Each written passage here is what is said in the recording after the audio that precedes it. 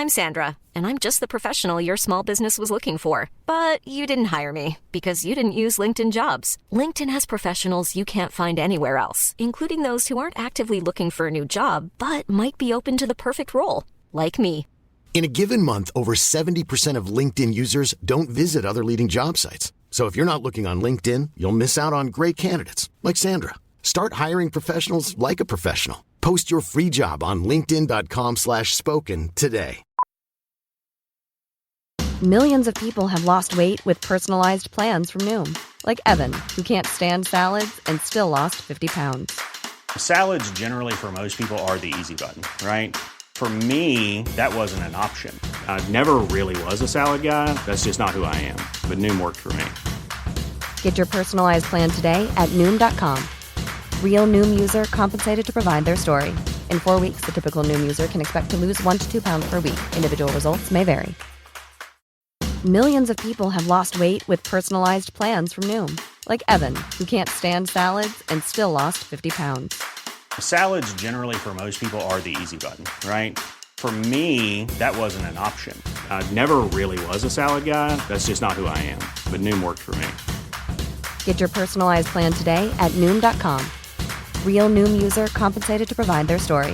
In 4 weeks, the typical Noom user can expect to lose 1 to 2 pounds per week. Individual results may vary.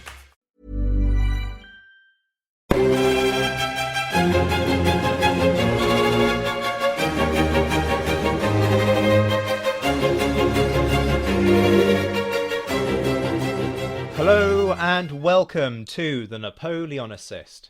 It's already day 8 of Waterloo Remembered. We are exactly halfway through and we are definitely gearing up for the climax of this vast project.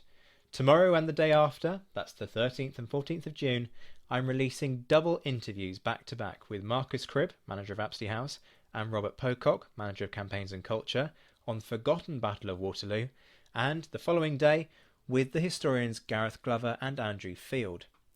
Then, on the 15th, the first day of the Waterloo campaign, the Voices of the Battlefield series will kick off with the first 10 of our 41 readings of eyewitness testimony.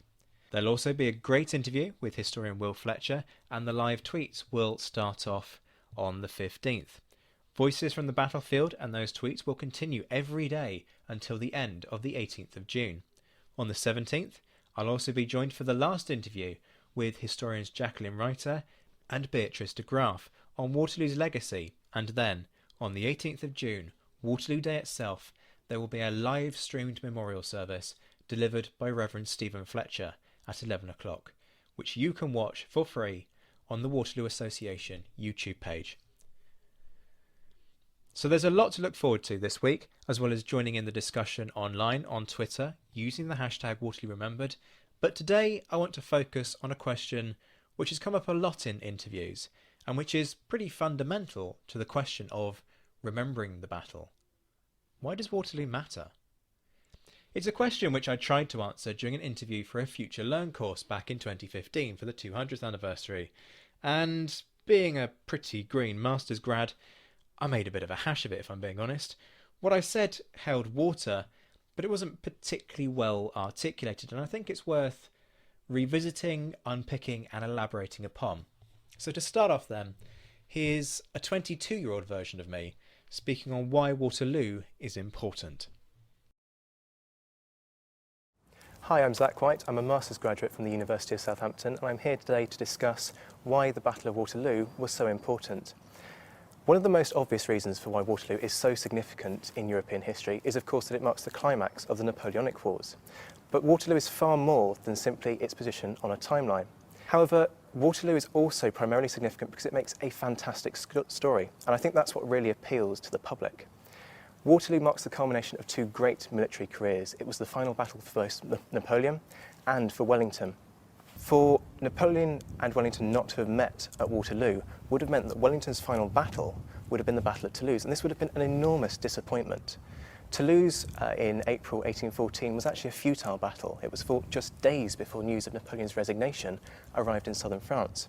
And in some respects it was a loss for Wellington. He actually lost more men than his opponent Marshal Soult, but it was the fact that the French then withdrew in the night after the battle which made it a tactical victory for Wellington. With Waterloo, there is no such discrepancy. There is no question that this is Wellington at his greatest. Now, it can't be denied that the involvement of the Prussians was crucial. If it hadn't been for the Prussian assistance, then Napoleon and Wellington would never have fought at Mont Saint-Jean on the 18th of June. However, one of the other great things about Waterloo, in terms of how it makes such a fantastic story, is that for scholars, they're able to identify some of the great hallmarks of Napoleonic warfare in the battle. For Wellington, we can see a fantastic eye for the terrain, which he's become so famous for. We also have Wellington's use of the reverse slope, which is a tactic which he used many times during the Peninsular War. And finally, for those of us who feel that Wellington was a defensive general, which is open to debate, Wellington clearly fought a defensive victory, waiting for the Prussians to arrive. From Napoleon, we see some of the classic tactics which he employed throughout his career, notably the use of columns to move his men forward to attack the British lines, the use of his elite Imperial Guard, which were broken for the first time at Waterloo, and also the use of artillery, massed in a grand battery, to bombard the Allied lines. From the Wellington papers, which are held here at the University of Southampton's Hartley Library, it was interesting to see just how irritated Wellington had become in the weeks before Waterloo with the British government. Wellington at one point goes so far as to accuse the British government of not taking the war seriously enough, and this was a major accusation. Wellington had made accusations against the government before in terms of their lack of support of the war, particularly during the Peninsular War, and I'm thinking here particularly of the time between 1810 and 1812, when the government was far less stable. In 1815, however, that wasn't the issue, and Wellington's anger was plain to see and also very interesting to observe. The last and probably the most interesting factor which I discovered was based on some work that I did with caricatures during the time. Some of my previous work on caricatures during the Peninsular War had identified a very Anglo-centric focus. During much of the Peninsular War, there was very little acknowledgement of the contribution that other nations were making to the struggle against Napoleon. Now, that did change towards the end of the period, particularly by 1814, but there is always a sense that Britain is taking the heaviest load. Britain is lending the greatest hand to the struggle. And that continued at Waterloo despite the involvement of the Prussians.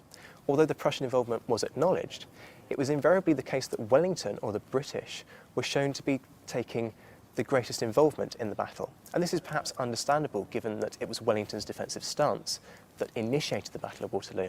But nonetheless, it's possible through looking at these caricatures to see where the dominant myth and the tendency to write the Prussians out of history when it comes to the Battle of Waterloo has come from.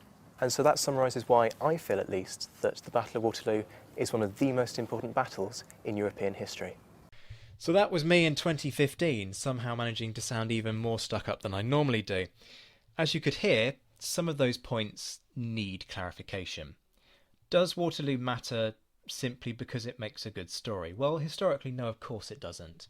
Its military and geopolitical significance is huge, and the scale of its impact in those areas has been explained brilliantly by my interviewees. But for the public, it's actually a different story. Waterloo is an endpoint, a clear, definitive, climactic episode that appears to not only provide a full stop to the Napoleonic Wars, but which also facilitated a period of relative peace on the European continent.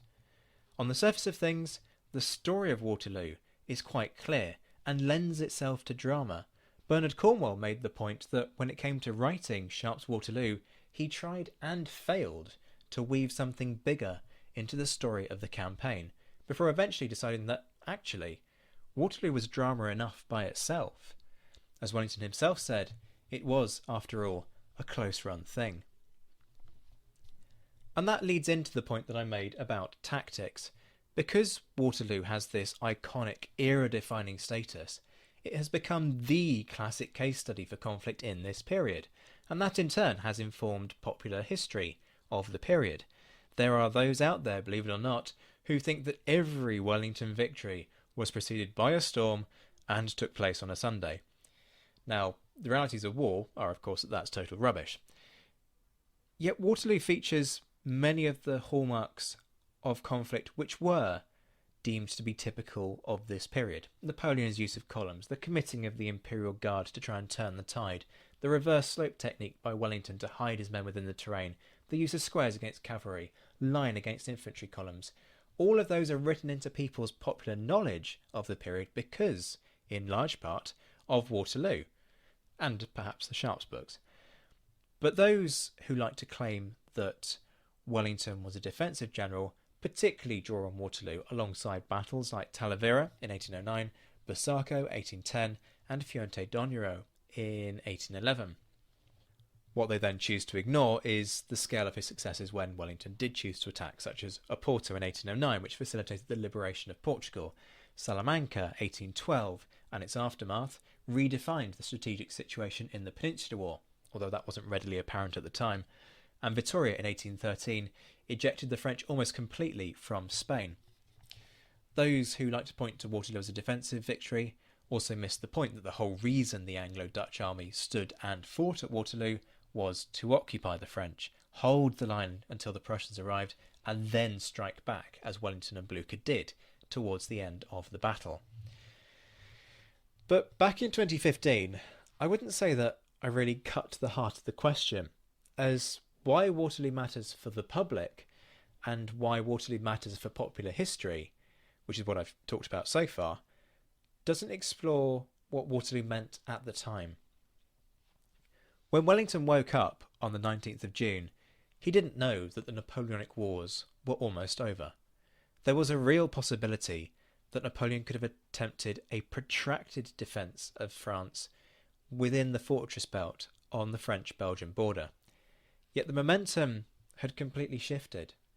Before the Waterloo campaign, Wellington and Blucher had been biding their time, waiting for the Russian and Austrian forces to reach France's borders before launching an overwhelming combined assault. By shattering the French army at Waterloo, it was Napoleon who was on the back foot. There has been a long debate about whether victory at Waterloo could have transformed the diplomatic headache that Napoleon faced. With Britain's army defeated for the first time in almost a decade, and with the Prussians out of action, might Russia and Austria have paused?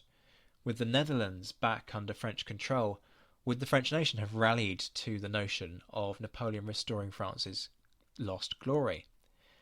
Was there some kind of prospect of an independent peace with individual nations, whilst Napoleon continued the war with others? The truth is, we'll never know. What we do know is that Waterloo did finally lead to peace in Europe that brought more stability than the continent had seen in a generation. The Vienna settlement was not perfect by any means, but it did lead to a system of holding congresses to try and resolve issues through the continued focus on balance of power. That obviously led to ongoing failures to recognise the rights of smaller independent nations, which became bargaining chips in a number of cases. It also didn't stop the wars of German unification, but it was nonetheless a more stable Europe, at least until 1914. For Britain, Waterloo was seen as a crowning achievement for both the nation and the army. The Brits were able to manipulate the narrative of Waterloo, to reframe it as a British victory, and that legacy, that misinformation, persists to this day. Defeating Napoleon on the battlefield further cemented Britain's reputation as an unvanquished opponent of Napoleon's tyranny, not only having defeated the French at sea and having bankrolled the armies of other coalition powers, but particularly given its role in liberating Spain and Portugal from French control. The fact that Wellington had commanded at Waterloo allowed a narrative to be constructed of Britain as the leading power, with an undefeated army, an army that in truth was so sufficiently feared that no one raised the matter of Britain returning colonies which had been summarily taken since the breakdown of the Peace of Amiens. Many of these, most notably the Cape of Good Hope, formerly a Dutch colony, and of course the Dutch were allied to the Brits by this point, would become vital launch pads for British imperial expansion over the course of the next century. Waterloo, however, was actually important precisely because it was not an exclusively British victory. It took a coalition, 7 of them in fact, to bring down one of history's great commanders, and like him or loathe him, there is no denying that Napoleon was an exceptionally gifted general. France's empire was on a scale not seen certainly since Charlemagne, and arguably not since Rome. Waterloo was a testament to the importance of nations coming together to overcome an overwhelming threat. 205 years later, that message of the value of working with other nations to overcome the impossible is perhaps more important than it's ever been. Remember, you can hear more episodes from the Waterloo Remembered series here on the Napoleonicist, and be sure to join me tomorrow when I'll be joined by Marcus Cribb and Rob Pocock as we discuss the forgotten Battle of Waterloo. Until then, I'm Zach White. This has been Waterloo Remembered from the Napoleonicist. Take care, my friends, stay safe, and as ever, thank you for listening.